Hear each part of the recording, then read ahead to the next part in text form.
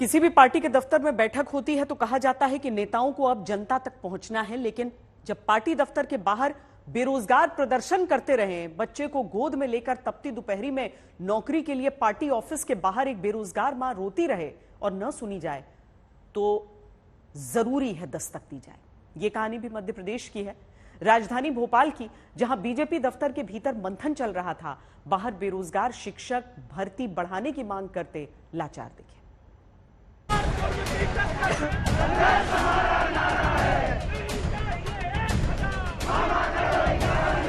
Poster जिस पर लिखा है लाडली बहना करे पुकार, मामा कर दो 51,000। कौन है ये लोग जो अपने छोटे से बच्चे को लेकर गुहार लगा रहे? उमस और गर्मी इतनी कि कोई भी बच्चा बीमार हो जाए, लेकिन क्या इनके पास सिवाय प्रदर्शन करके अपना अधिकार मांगने के और कोई चारा नहीं? तीसरी तस्वीर है जिन्हें दिव्यांग कहकर एक भरोसा दिया गया, क्या वो भी टूट रहा है जो यूं प्रदर्शन करने की लाचारी है? मध्य प्रदेश की राजधानी भोपाल में जगह है भोपाल का बीजेपी कार्यालय, जहां भीतर कोर कमेटी की बैठक होने वाली है, जहां बैठकों में हर नेता को संदेश ये दिया जाता है कि अब सरकार के काम को जनता तक पहुंचाना है। भोपाल में उसी बीजेपी दफ्तर के बाहर प्रदर्शन करते बेरोजगारों की सुनने कोई नहीं आया।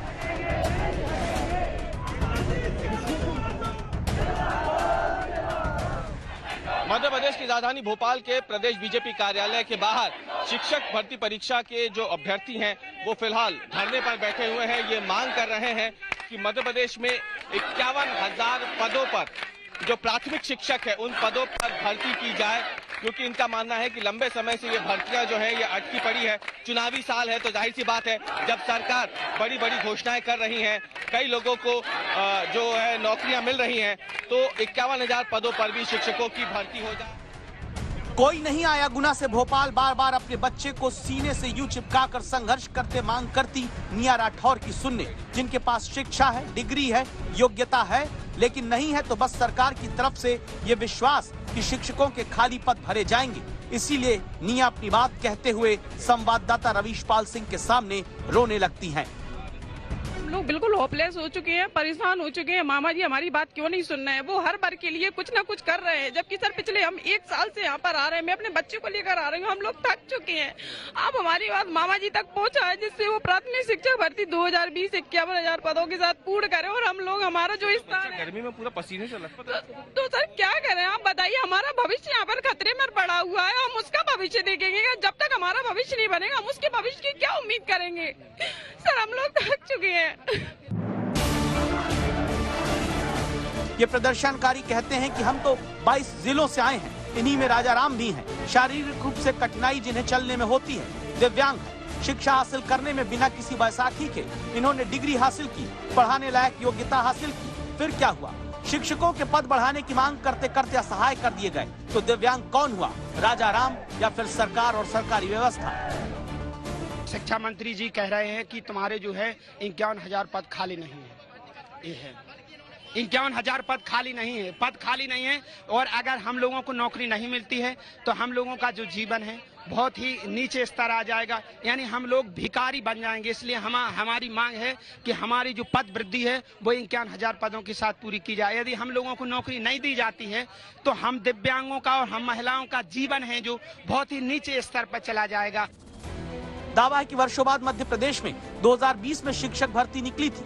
दावा है कि 2020 की शिक्षक भर्ती की परीक्षा 2022 में जाकर हुई, फिर 18,000 पदों पर ही भर्ती पूरी की गई और परीक्षा पास किए हुए बेरोजगार 51,000 पदों पर भर्ती की मांग कर रहे हैं।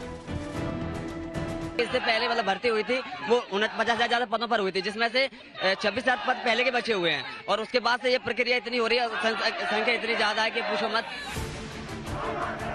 कड़ी धूप में बीजेपी कार्यालय के सामने प्रदर्शन करते रहे। थोड़ी देर में पुलिस ने आकर इन्हें हटा दिया। कोई नेता इनकी मांग सुनने बाहर तक नहीं आया। मुख्यमंत्री जरूर मंचों से कहते आए हैं कि नौकरियां देंगे। 1 साल में 1 लाख सरकारी भर्तियां की जाएगी। मुझे कहते हुए प्रसन्नता है 55,000 भर्तियां की जा चुकी हैं और बाकी भी तेजी से की जा रही है। 15 अगस्त के पहले 1 लाख से ज्यादा भर्तियां सरकारी नौकरी में हो जाएगी। आप एक तरफ नौजवानों को सौगात दे रहे हैं झूठी, वहीं आपके भाजपा दफ्तर के बाहर हजारों परिवार जो चयनित शिक्षक हैं नौकरी के लिए आपसे भीख मांग रहे हैं। यदि आप उन्हें नौकरी नहीं दे सकते हैं तो आपने वो परीक्षाएं आयोजित क्यों की थी? तो कितना धोखा देंगे आप प्रदेश की जनता को?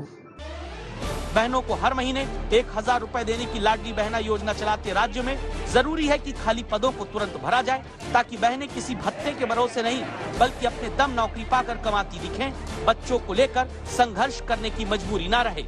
रविश पाल सिंह, भोपाल, आज तक।